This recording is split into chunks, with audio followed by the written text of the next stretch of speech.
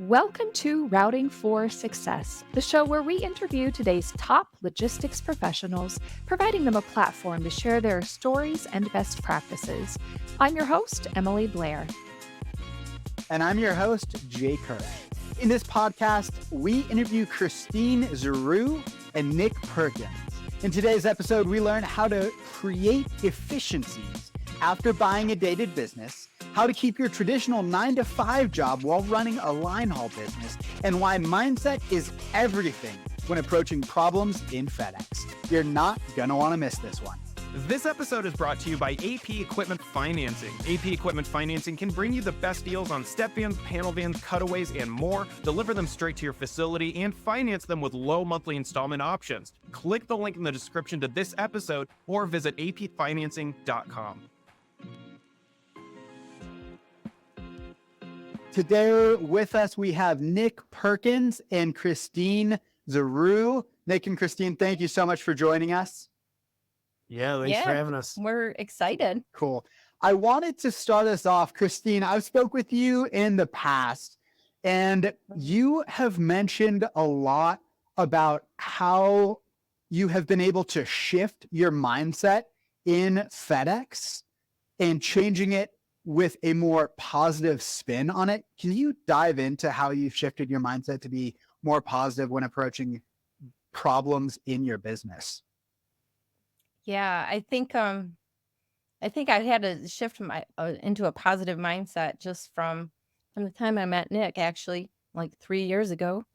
And just looking at life different, like not worrying about things and letting things play out and being patient about stuff, because that time I spend worrying usually is useless, and it just makes me not feel good about things, and things always end up working out, as he always tells me. Just be patient and it will work out. So I guess I tended to be that worrying person. So over time, when I was starting I bought a FedEx business. And so as I was transitioning things over to, for me, there was a lot of times when things were frustrating. I think the biggest thing was getting from, what is our better thing called? Like getting things transferred. And so I would get frustrated when I couldn't accomplish something quickly. Like I would have a to-do list and want to accomplish that quickly. And I felt like I was running into roadblock after roadblock, get frustrated. And sometimes I'm like, why am I even doing this? And so then Nick would say, well, then just don't. And then, if it's making you feel that bad, then maybe this isn't for you. Right. And so then I would be like, okay, no, I got to muster through it. And so over the course of that, I had to realize that, and I'm still working on it, about being patient and not worrying about things because it doesn't do me any good. So I think just trying to think positive and think about, instead of the negative of what could happen, what is the positive thing that could happen? And so I think that's helped a lot. So recently, one of our drivers had a blowout on a Saturday. Things always seem to happen on a weekend, right? And so then they were kind of stranded on the side of the road. And I think because they were anxious to get home and, it was the weekend, they weren't thinking clearly either, because they were kind of revved up about that. Right? Mm-hmm. Yeah.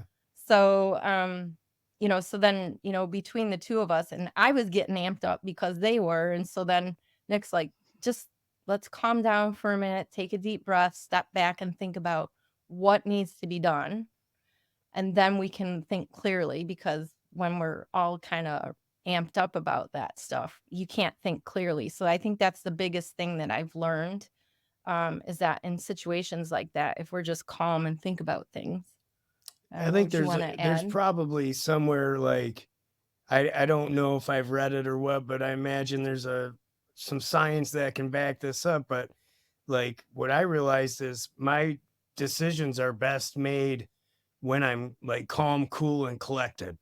So like, even if I'm overly happy, I can make a decision that isn't exactly what maybe I wanted to, or, if I'm upset or whatever, if you're not like at that nice and chill spot in your head, then the decision is altered. and sometimes it doesn't matter, but it's always like, I think it's like, if I had the option to make this decision while I'm all stressed out or while I'm like calm, cool, and collected, I'd rather be calm, cool, and collected. Absolutely. Was there any Yeah. particular resource that you used in this process of shifting your mindset? Any books or any, particular authors, things like that, that really helped you that you'd recommend to others? Yeah, well, it's funny because like in my elementary teaching days, which was well, I've been in the middle school 2 years, and that's the thing. I moved to the middle school so I would have better hours to do the FedEx thing. But I read about growth mindset, and that comes from Carol Dweck, I think is her name. And there's a really great TED talk about having a growth mindset versus a closed mindset. So I would really teach that to my students. And even though I'm teaching that and talking about it, sometimes you just kind of get wrapped up in your own head either. But it's always about like, okay, this isn't going well yet. And putting that yet on the end of things, I think helps to do that. And then I know like Robert Greene. It's actually, the book is he's got many good books, but The Art of Seduction. Um, I heard it was like a long time ago. I heard it wasn't allowed in prisons because like you would learn to be so charismatic that you could talk the guards into whatever, right? So, and I think it actually is banned in some places, but either way, it's like when I heard that, I was like, well, like that's like kind of getting Superman powers, but using them wrong. Like if you got Superman powers and you were like good about it, then it could be all right. So yeah, I think that was really impactful, a book that I had come across. yeah. And then I read The Dream Manager, which I wrote about in Linehaul News. And that was really interesting about taking a personal interest in people, which is also very positive too, I think. If you're showing that you care and that you have a personal interest in your people, like the results of that was great for us, talking on a personal level to our drivers, not just about the business. And so I think that they're very, you know, they can approach us very easily because we're, I think, very calm about things and happy in asking them, what do you guys want? What do you need? Like, what are your dreams? What are your goals?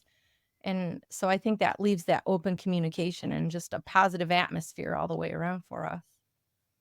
And then another thing I had done was I think it was about a year, and it was online. And there's a whole bunch of them available, but it was health and wellness life coaching. Now it was to become one, but I just wanted one, the GI Bill from being in the Marine Corps paid for it. So that was awesome. It was just a free thing to do. But it just helped kind of put me in a position to just manage my own life better, not to help anybody else. Like, uh, it was Mhm. just like, hey, you know what? This could be a good way to live. And it really is. It's very positive, and it's like, just like Christine was saying, when you have time where you don't know the answer, it can sometimes be filled with your head. You can get all in your head. And it doesn't ever help to worry about something. So you might as well just, I don't know, calm down and just wait. Be patient and positive. And the funny thing is, every time I get like crazed about something, like recently we've been working on a DOT number and things, and like just the obstacles that we were going through to get that all that paperwork done, and getting tractor files on different things when we were starting things up. You always ran into a roadblock, like you didn't talk to the right person, or that person told you A and that person told you B. So what was the right answer? And then when I think back of all this time I spent being kind of negative or not, you know, patient, it always worked out in the end. And I always have been like, okay, I got to remember not to spend so much time on that because it will work out, you know. You could have been like, she could have been looking up funny jokes online or something. And instead you're like, I wonder if this is going to work out how I want it to. It's like, well, Right. your thoughts aren't going to change the end result. So you might as Yeah. well just grab a jumble and play or something, like. That's Yeah. amazing. And you touched on something that I do want to come back to, which is the DOT number. Before we jump into that, Nick, you said that you were in the Marine Corps. Thank you for your service. How Oh yeah. does your training from the Marine Corps in leadership translate to leading your FedEx business? Well, it's the Marine Corps preaches leadership. It's like it's very, very big. You learn it, they drill it in your head. Um, However, it's practiced a little bit differently than the way I think they teach it, because you just personas and egos and things like that. But just like anything, if you take away the people and look at the information you're being taught, it's huge and it's all very positive. Even like FedEx, the founder of FedEx is a Marine. Um, and you can read about him and all his things he's done. It's just you can either learn from what they teach you or not. But I think it was huge. I think it was a very big part, from watching people be bad leaders to watching people be good leaders, and then just taking the information like it's all good, because it actually can all be, good. So I think it was That's huge. great. I'm going to come back, Christine, because I am really curious how you Yeah. went from being a teacher to deciding you wanted to buy a line haul business. I've got to hear that story. Yeah, YouTube. Well, it started with a student actually. So I taught elementary school for 24 years. One of my students in the last group of kids that I taught, her dad was a FedEx P&D guy. And we had gone to a local football game to watch my students play. And that group of parents happened to be in the stands, and we started talking. And so then, I was like, got more interested in it, and I had read about it. I knew I wanted to exit teaching soon. I had recently divorced, and I wanted to make sure that I was going to be okay after retirement, with what comes with divorce sometimes. And so I wanted to do that. I also was kind of rediscovering who I was, rebuilding confidence in myself, and I guess really finding the real me. And so I had asked Sam if he, would kind of help me out. And so when the summer came for me to kind of mentor with him, I didn't hear any more from him. So I was like, all right, well, I'll figure this out on my own then. So actually, we both did. And we spent like that whole summer just on YouTube. That's where I met Steve Crawford for the first time, watching his videos, John Haldy for the first time. And so we just started gathering all this information. And, the more you dig into the internet, this leads to that. So we watched a lot of videos, and then we were like, okay, this seems doable, right? Yeah. So we decided we wanted line haul over P&D, because just we didn't want all the people problems. And, there's a lot more in the gears, I guess you might say, in P&D versus line haul. So then we started shopping for a route like a house. Found one that seemed to be our fit. It was in Kentucky. It was only 4 hours door to door. Price point seemed fine. So then we just started. So then I had went to the broker and I said, "Can I meet the owners in person before we do anything?" And he was kind of like, "Well, that's kind of different. I've never arranged anything like that." And I said, "I really would like to talk to them first." So he made the arrangement, and then Nick and I drove down to Kentucky and met Judy and Richard at their house. And I think at the time Judy was maybe in her early 60s, and we sat at her kitchen table. And my first question is, "Okay, what's your day to day?" Because I wanted to know, what was I getting into on a daily thing? What were my tasks going to be? And she said, "Well," she said, "I have these papers here, and sometimes I do this, and sometimes I do that. Sure. I got this one, but I didn't use it ever." And then and I was like, so we walked out her door. I'm like, "Oh, if she can do this, I can do this." Yeah. So it's kind of reassuring that they were running this business, and it didn't seem like anything like She big and yeah. extraordinary, right? So I was like, "Okay, I can handle this." I don't know. I think it might be, or it's like it was like, wait a minute, you don't know exactly all these answers. Yeah. So it was pretty, but it helped Christine realize that, It was doable, yeah. right?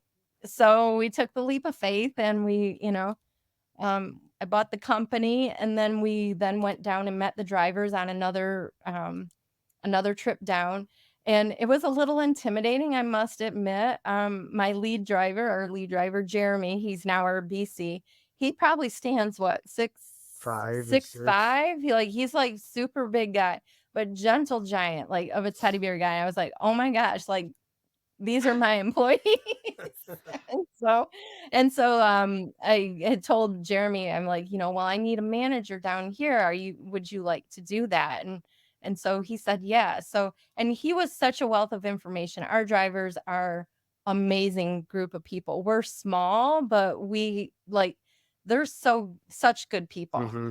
And so, our operation kind of runs like by itself almost, if you will. I mean, Nick, we talk weekly with people, but yeah, so that's kind of how it came about. And then I got things up and running. I was hoping to be done with the whole deal before school started. Well, it didn't happen. And so then things went into the school year. And then I was very lucky. I had a lunch hour attached to a prep hour. So I had this hour and a half block in my daytime that I committed to my FedEx hour and a half right in the middle of the day so I could get calls done.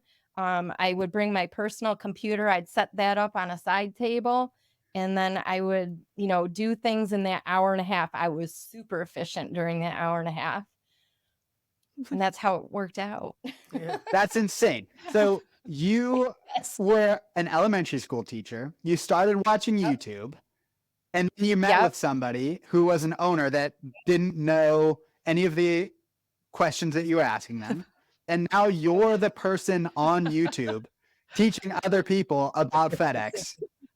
Yes. I know. Yeah. Wild, That's right? super wild. So, okay, when you were interviewing with the person that you bought your routes from, and she didn't Yeah. know the answers to your questions and know the day-to-days, and it sounds like didn't really know the books, were there any red flags there that you were kind of nervous, like, oh, I don't know if we should be taking this business over right now? The paperwork with all of the accounts, how she was paid, FedEx, all of that was really good. So her not knowing it, and after it was like, well, she invited us in her house. We went right inside her house and sat at her table, and she's showing us little things from her like daughter and stuff like that. It was like, this is when we went up here and went down here, and so I still talk to Judy yeah, and today. We yeah, still talk. Yeah. so it was Yeah. more like just kind of lucky because her ignorance wasn't because she was hiding anything, and that was kind of clear because she'd say something, well, I don't know, I think maybe 3,000 miles a week. And I'm like, okay, but the paperwork looked like more like 5. So what is it? She's like, I don't know. So it's like, stuff like that. It's like, Yeah. huh, And well, they were selling because so Mhm. Judy and Richard started out as drivers. Then they said, well, why are we driving for someone? Let's start our own thing. So that's how they got into it. And so then they were selling because Richard's health was failing. And we had gone down to sign paperwork. And unfortunately, he passed away right after pretty much the ink was dry. So, it worked out for all of us. It was, Judy got out of the business before, she lost her husband. I gained the business, and the drivers stayed. So like I said, we still talk and have a great relationship. And, I always think that, when you do good and when you are positive, you do see the rewards come back to you. And I just always feel like somebody's watching over me and putting things in place that I need, whether it be a person or, whatever it might So when be. you were So struggling with those tractor files, getting started up, who came in and helped you out in that scenario? Tell us about that. the That's people awesome. at the hub. I was on with the people on the hub all the time via email or phone, and I just asked a lot of questions. I did not really have another contractor to talk to. So it was mostly the admin people in the FedEx hub at Noki. And then we went to our first line haul summit, must have been, Dallas. yeah, so we close November is like our anniversary year. So then then we went to Dallas, and oh my gosh, what a wealth of information that was. And that's where, I mean, we were like starred-eyed, like we were like, this is awesome. Oh my God, the food, because we're foodies, you know, and we're like, the food was outstanding. That there were courses, there were other people doing this too, and people were so friendly and open, and so those summits and those conferences were like, this is awesome, like what a way to network, and what a way. So then, you know, we gathered names and stuff and talked to other people, and then that's when I got things like Haldy Tech, and I added more to the business to help with the business. You know, because we had a small CPA there up there in Kentucky, and now I have everything in TLC, you know, for HR type things. So now that I saw all these vendors, having these vendors took some things off my plate, and But it like so it was being ran and it was fine for the previous owners. It just was quite inefficient. So it's like, how could acquiring new trucks and having payments and all this tech and all these analytics, all this different stuff, but somehow is way more efficient, and turns out, you know, it's like operating much better now. And so it's operating better than before it had the payments on the trucks and the gear and all the stuff like that. So it's just been really helpful, the summit, meeting all the people. Yeah, for sure. That's amazing. How did you guys fund the purchase of your routes? Well, I had a bank stock that I owned for many years.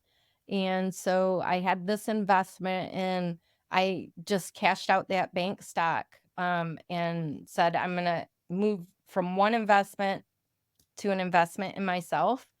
And, you know, I made sure that, you know, I met with my finance guy and was like, hey, I'm thinking about doing this. And he was kind of like, he was like okay with it, but I didn't really ask a whole lot of questions. I just kind of made this decision like, okay, I'll be okay if I lose this in this adventure, but I'm investing in myself, and I'm investing in, you know, I think a pretty good brand name, FedEx. It's been around forever, right? So that's what I did. I cashed out that stock, and I bought the business And it that way. So you paid, sorry, Emily. So you paid cash with, Yeah. wow, awesome. And it sounds like, Yeah. did you get trucks with those runs and then subsequently purchase new trucks? Is that how it went? Well, the purchase came with 3 Peterbilts. Yeah, 3 Peterbilts and 2 dedicated team runs. So that was our purchase. So since then, we sold one of the Peterbilts because it was getting up in miles, just, you know, outside by having a sign on it. And then one is a spare now. Actually, 2. The one's a spare, one's about to be used for custom critical with FedEx. Yeah, and then we leased our first 2 new trucks from REL, 2 new Volvos, and so those are payments now.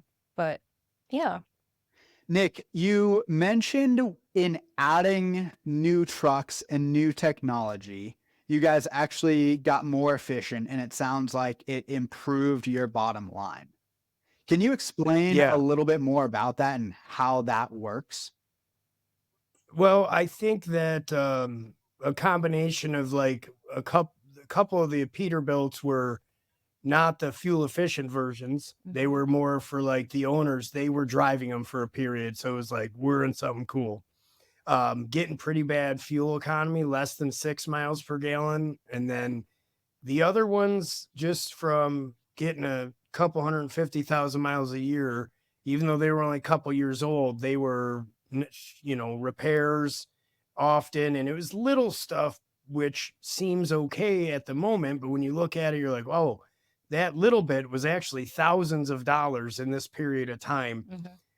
Where the new trucks, they're automatic, which the drivers were a little bit like not into, but also they love how new it is. Now they love them because they've been driving them a little bit. It takes away their ability to get lesser fuel economy. So they're getting forced to get better fuel economy.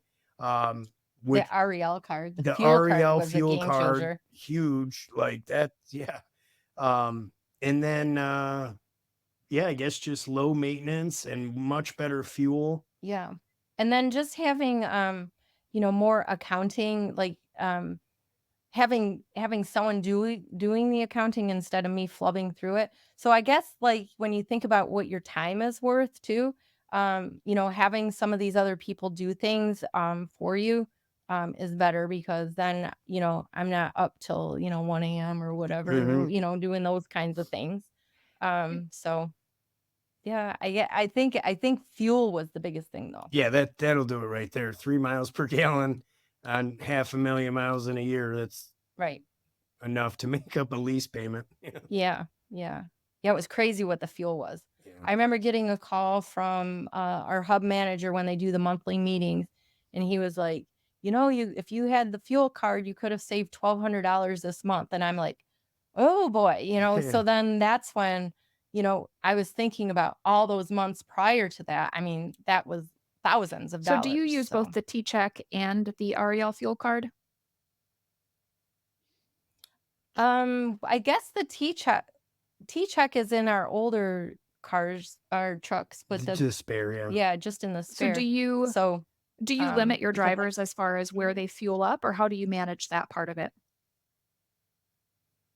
Yeah, they were all about loves, which I'm sure a lot are, and so, when we had to break that to them, like, okay, no more loves, but we did make a compromise, because they had, and this was interesting too, which as a new contractor, I didn't realize. So they were using those love points for, like, there's lunches, sandwiches and snacks and whatever. Like, I don't, and so then when I really kind of dived into all that, it's like, and then I was reimbursing for windshield wipers and wiper fluid. It's like, no, those points can be used for that stuff. So please use up those points on truck maintenance type of items that you can get. A shower, sure, we're fine with that. And so then when we move to the card, we always say, please let us know if you have concerns or questions, and let's talk it out. And sure enough, like probably 5 minutes after I sent that text message, we got a call and was like, I'm not so sure about this. This is going to be blah, blah, blah. One of the drivers made it, and it made sense to me. He said, I've been working like this for a couple of years, and these buy my sandwiches, 5 sandwiches a week, so he's like, if you do the math, he's like, that's a couple $100 a month, which is kind of like now he's getting that taken from his pay. And so it just took all the stuff we learned at the summits and all those is like, look, you're in a brand new truck now. That's a bit of a raise. Okay. Think about it. We added per diem because we didn't have per diem before. Yep. Judy didn't pay per diem, so then we added that in. Yep. So they were very happy about that. That alone right there was like, okay, we're good with that. And it just took explaining that stuff because it's like, well, you just got to think about it for a second. It's you're making out better with all of the I know it's changes, but it all works out. We're not doing it to benefit us. Yeah. We're looking out for the drivers, but stuff like that is like, well, you can't just use all our points for, sandwiches. I love sandwiches. Oh, I love sandwiches as well. Yeah. So do you guys have any incentives now for drivers that are following your fuel guidelines? We don't, nothing like special. They just do because they're good people, Yeah. I asked, they got per diem, which they wanted. They really wanted per diem. And so we gave that, to them. And so that alone, that compromise right there was huge for them. Cool. That makes a lot of sense. I ask because David Cooper, who I know you guys work with, she uses an app to track the driver's fuel score, and the top drivers there's like a scoreboard, and the top drivers get gift cards, which I think is just so neat and fun. Oh yeah, for sure. That would be a neat thing. Yeah. We did. In fact, we learned from Logan Panasco. I hope I said his name right. That he had offered Planet Fitness memberships, because I think that is also a good thing, like on your health insurance. And so we did offer that up too. Like, well, if you want a Planet Fitness membership, we will offer that. But we didn't really have any takers on that.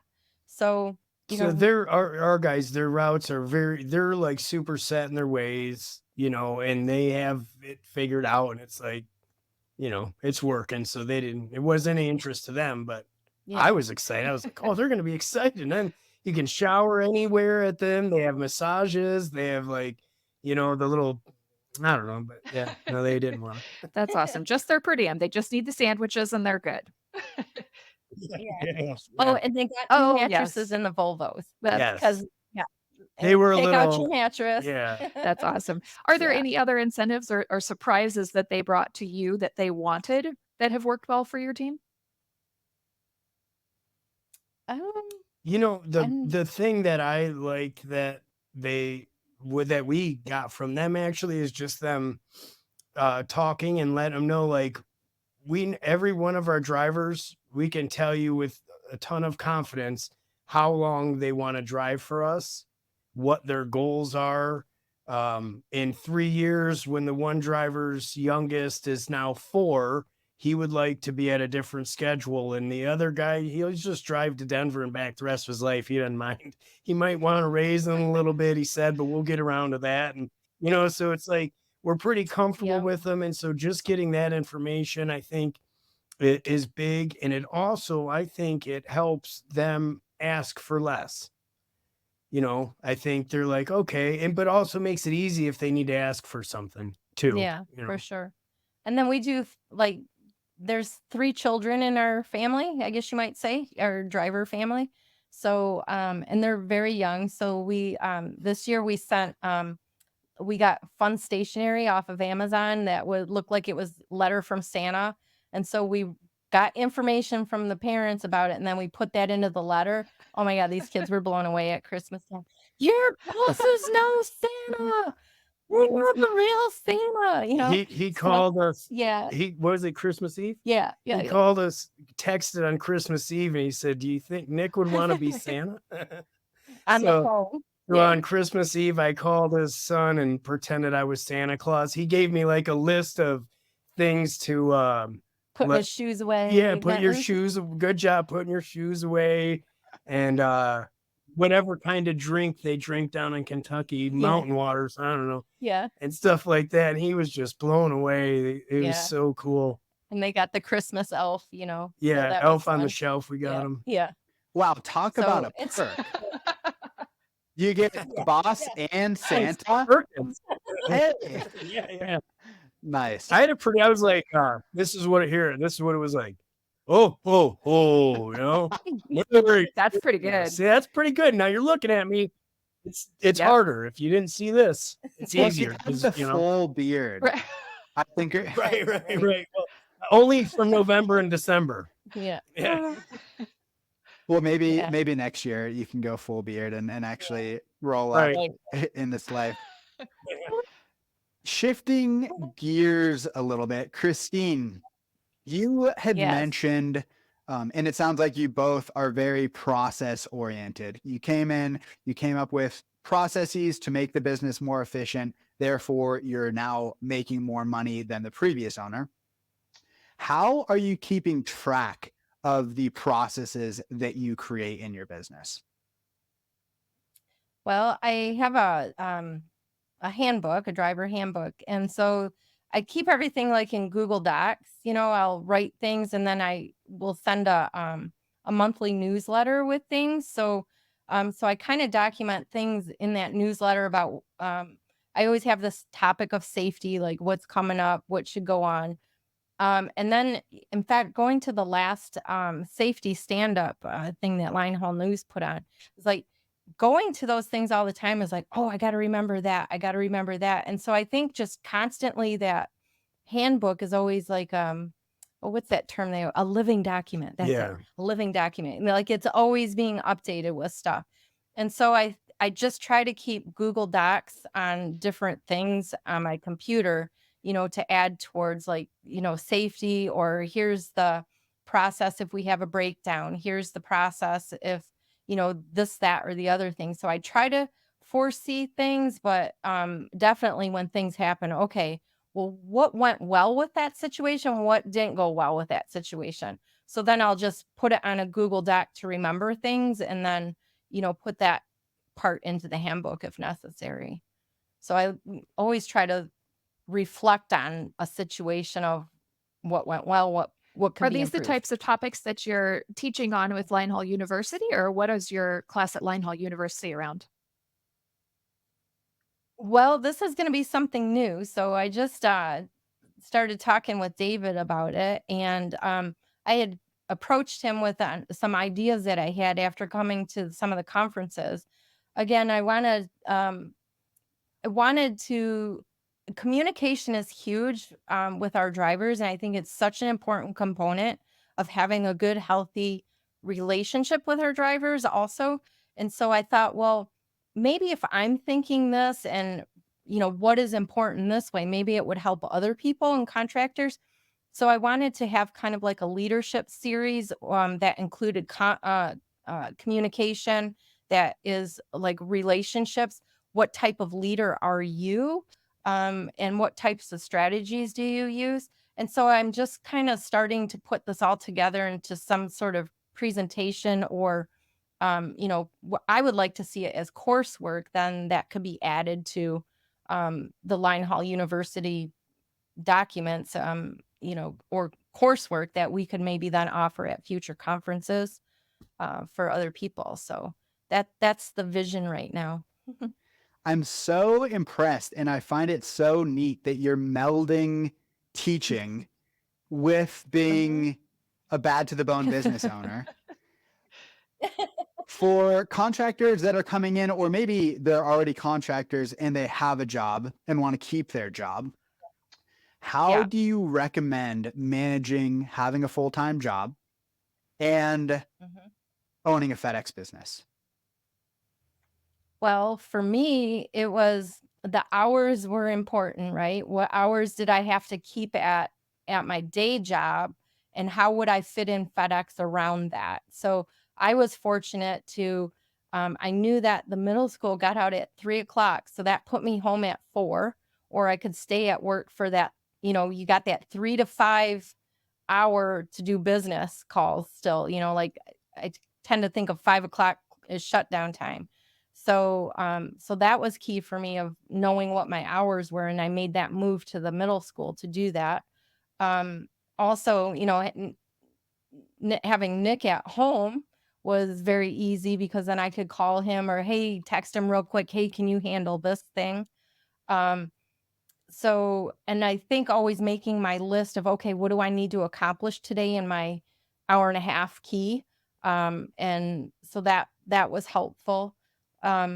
Also just putting Jeremy in charge, down boots on the ground, him in charge of a lot of things, handed over a lot more responsibility to him, which he took with, enthusiasm. Like he said, yeah, give me more. So that was great. Tapping him, I think, was a huge thing, because I didn't realize like how much he wanted to do. And then I think he got a lot of, satisfaction out of being more part of the business and learning more about it. So he's eager to do that. So he's like, a key component as well with that. And I think, having that day job also made me feel like comfortable that, like, okay, if this FedEx thing goes under or I fail at it, then I still have, my day job. I'm starting to wind down. I'm hoping that, this summer I'm going to be done, with it. And this will be my 25 and a half years of teaching. Well, then I'll just shift it to teaching in another, realm, I guess you might say, hopefully. And, I think the hardest part was just the transition of changing everything into a new company's name and just that. But once that kind of subsided, which she's got a ton of help that she's creating a little class around that as well, just because you need a little bit of help through some of that. Or if, I guess you don't need it because she didn't really have it, but if she would have had it, everything would have been a lot smoother and it would have avoided a lot of unnecessary things. But once you're past that point of it, it comes down to getting everything running smoothly. So getting everybody on the same page, explaining your culture, having everybody understand it, and kind of running efficiently. And that is huge as well. Because like, you don't get bothered with anything. If something comes up, Jeremy handles it. If Jeremy can't handle it, REL. We instruct them, you call them. We're leasing these trucks, you call them, and just ask them. And they're so helpful. It's like, I think like Jeremy could call them and be like, I don't know what to bring home for dinner tonight. And they would help him, like, and they wouldn't even be like, you don't call us for that. They'd be like, oh, let us know how dinner goes. Or Rachel will send you a recipe. Yeah. Yes, exactly. Yeah. And I think in the beginnings, when I was still like having to get all my vendors on board in the name of Wave, I'd come home from work and then I'd park myself at the counter usually. And then I would just knock out some tasks. And I would try to say, okay, I'll stay up till 9 o'clock, and get that done. And God bless Nick, he would always make dinner, so he handled a lot of that stuff. We have adult kids, so they were, I didn't have little children to deal with. So that helped, for me. But just having the support of our tribe here, you might say, has been like, that's really big too. So, I think just surrounding yourself by people who want you to succeed and are willing to help and understand. Christine, do your kids that you teach at the middle school, do they know that you own a business, and has it changed any of the topics that you talk about and how you educate? Yes, 100%. Because like they'll say, I'll hear them. So right now I'm doing 8th grade math. So those kids are a little more, they're going into high school and they're thinking out. And when they're sleeping in class or when they're not doing their thing, I'll be like, well, what are you going to do if you're sleeping in class and you can't pass high school? What is your plan then? I'll say things like that. And then I'll say like, okay, well, I own this business and you can own a business too. Like maybe college might not be for everybody, right? Like you could go to trade school. So I've offered them other chances to start thinking about. And I had this one boy. It's funny because some of my 8th graders I had as 4th graders and 3rd graders. So I'm seeing them as older kids now.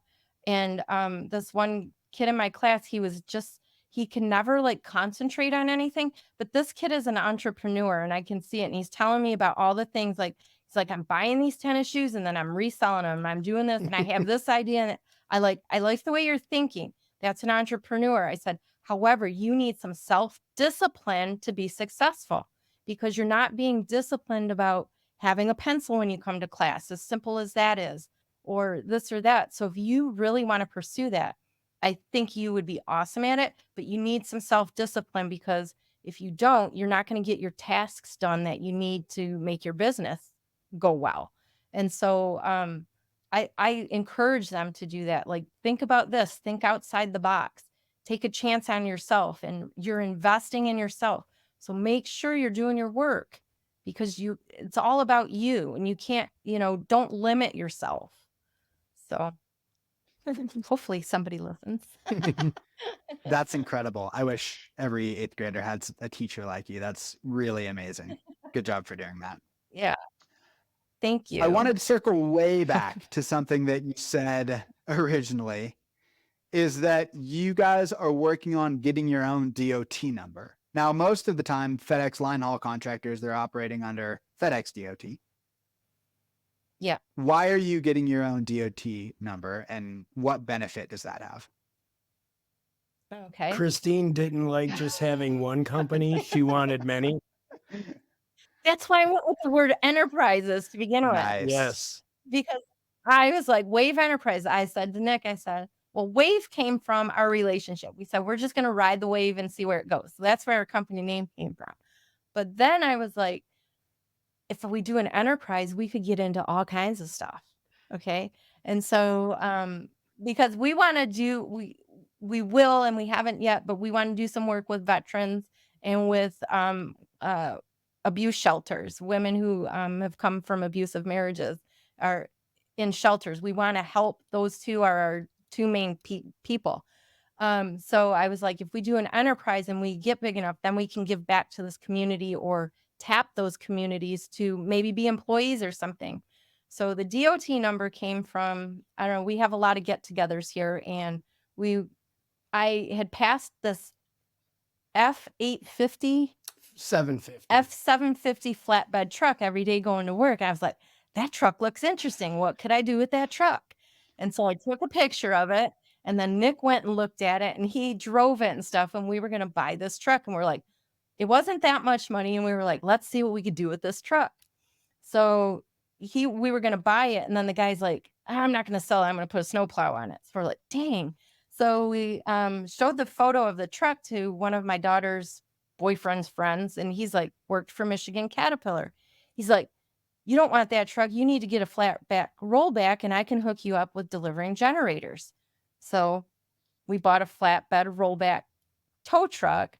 And so we started Wave Transport LLC. And so we needed a DOT number to start this other business.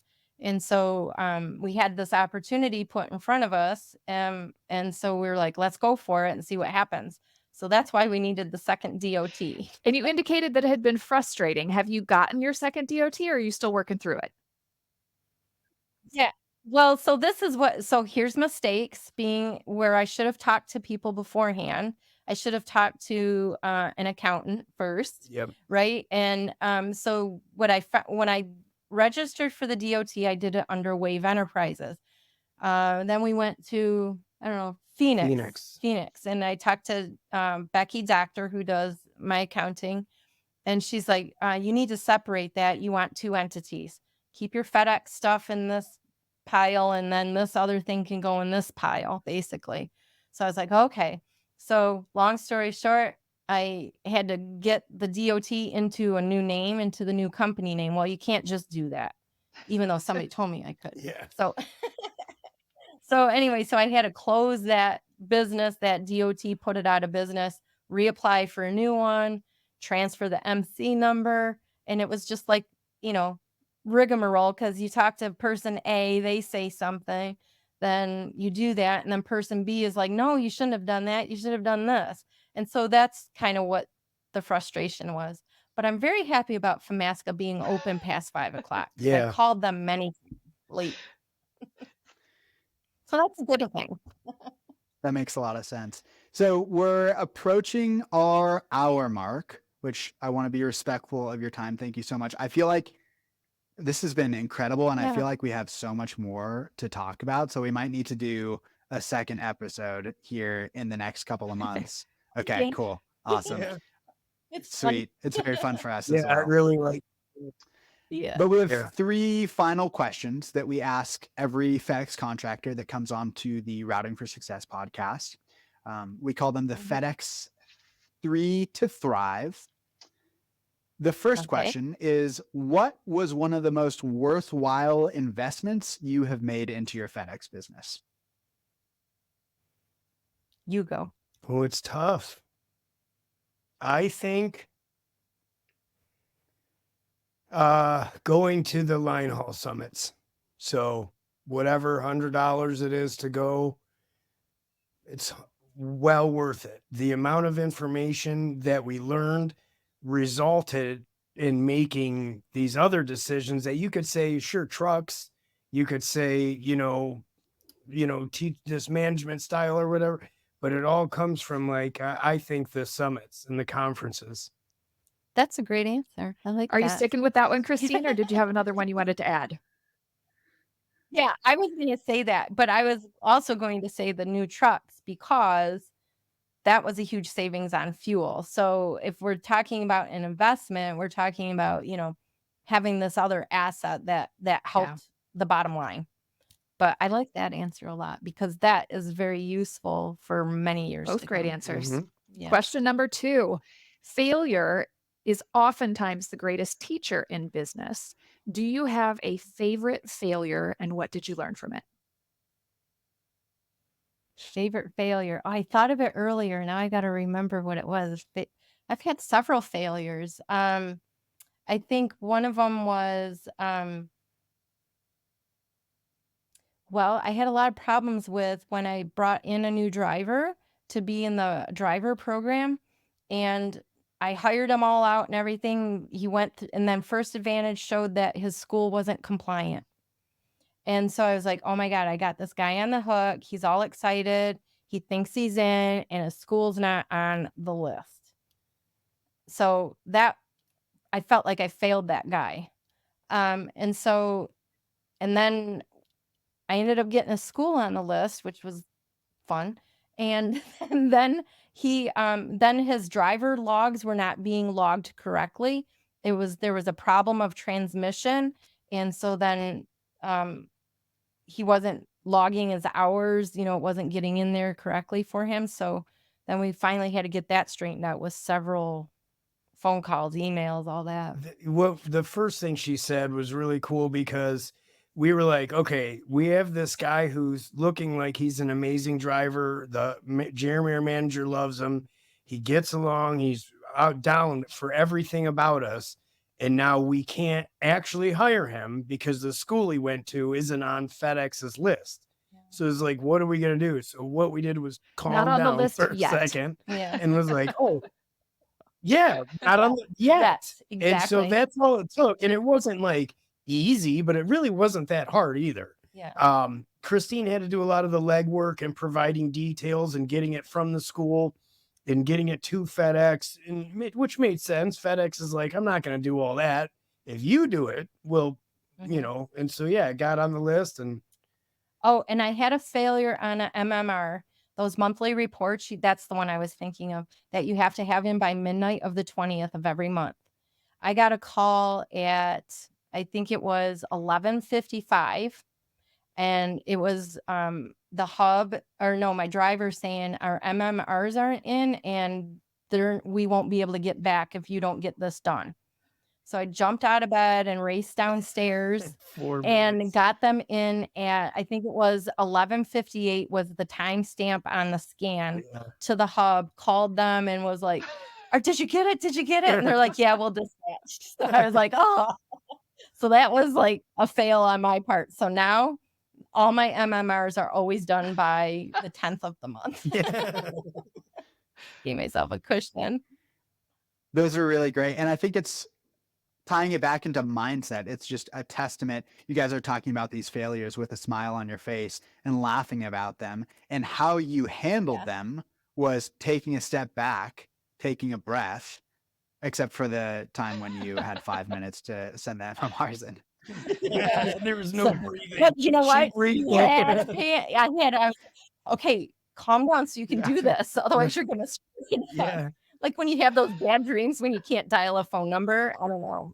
I have those sometimes. But you were able to talk yourself through it, which is just a testament to how strong you guys are as contractors. And it's really impressive.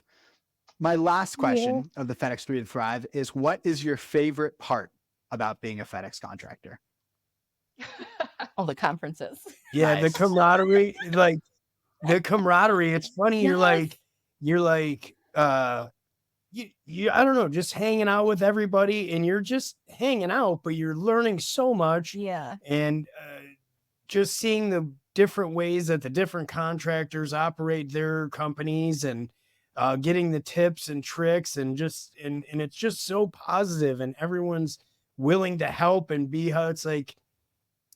It's awesome. Yeah, it's very, very. Everyone's just so genuinely helpful, and everybody, I don't know, I'm still blown away when I look at all my little things hanging, my little name tag things hanging in the closet there, and I was like, oh my God, that was such a good time. Like can't wait for the next one. And then you meet up with those people you don't get to see often or whatever. And it's almost like a little family reunion sometimes. And I don't know, I just get energized at those things. Yep. I love to see those people, and I don't know, I just love it.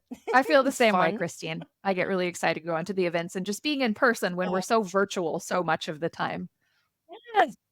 Yes. Yeah. Yep. Yeah. Yeah. And it's just everybody seems happy. And I always love your guys' outfits. everyone loves it. They're the best. It's been our thing now. You'll never be able to stop now. You have to keep it up. Oh no. No, yeah, right. Yeah, we're working on we're Dallas soon. Oh yeah, next Dallas. We got it. We got it. Yeah. We got one. Yeah. So for those, This is inspired by a movie, by the way. Yeah, Yes. this next one, yeah. for those listening that don't know, Christine and Nick always have the most fire outfits that are matching and coordinated. Christine will wear a plaid shirt, Nick will wear plaid pants, some sort of mixture of the two. Very fun. What sparked that? Gosh. We just I like don't to we tend to be like, oh, look at this shirt, it's so cool. And it's like, well, who would wear that? It's like wild. And it's like, you know what? I will. Because I don't really look at myself once I'm in the clothes. I just and then I love attention. So it's like, oh wait, oh, you guys are looking at me. Hi. So and then matching too. It's almost just like unintentionally was a way that we got people to approach us a little bit. Yeah. But yeah, we just anytime we go out, we like to match and dress up. It's funny because it was my birthday the first year that we met, and he made sure, so we were going out with my daughter and her boyfriend, so he made sure he got with them what's your color coordination, and he made sure that they were coordinated. And then he asked me what color I wanted to wear, so then I picked something out, and then he got something that coordinated with it. So it just kind of started with that. And I was like, oh, this is fun. I love it. And I like to shop. So I'm picking out that outfit. So sometimes I'll find mine first and then I'll coordinate his. Or sometimes if I see something really cool for him, I'll be like, oh, that's awesome. All right, I'll find something that matches that. Like this morning, I watched her leave for work and then I got dressed after. So we still match, even if we're just in normal, day to day. You guys are too fun. It's what we're going for. That's right. That's right. We got to enjoy every single day because, this is the moment. This is life. This is not a dress rehearsal for anything. So enjoy every single moment of your life. Yeah. Happiness feels really good. So you just choose it. That's right. Yeah. Yeah. And it looks good on you. Yeah. You too. It does look good on both of you. Well, Nick and Christine, thank you so much for joining us on the Routing for Success podcast. This was an awesome episode, and I think contractors are really going to get so much value out of it. Awesome. I hope so. Yeah. Thanks for having us. Thank you so much. And thanks to all the other contractors who've done this too, and for you guys for doing this. I mean, recognizing that this mode of interviewing people and hearing people talk about, their real life business. So I really appreciate what you guys are doing as well, because I think it's very valuable. Thank you again, guys. Routing for Success is brought to you by AP Equipment Financing. In today's competitive market, it is essential to acquire the right trucks at a fair price and finance them in a way that makes sense for your business. Leveraging their extensive network of truck and van suppliers, the experts at AP Equipment Financing will help you locate the best deals on step vans, cutaways, panel vans, and more. Deliver them straight to your facility and finance them with low monthly installment options. Click the link in the description or visit apfinancing.com for more information. Routing for Success is an independent production of AP Equipment Financing and is in no way affiliated with or endorsed by FedEx Corporation, FedEx Ground, Amazon, or any other logistics company discussed herein. Thank you for joining us for this episode of Routing for Success.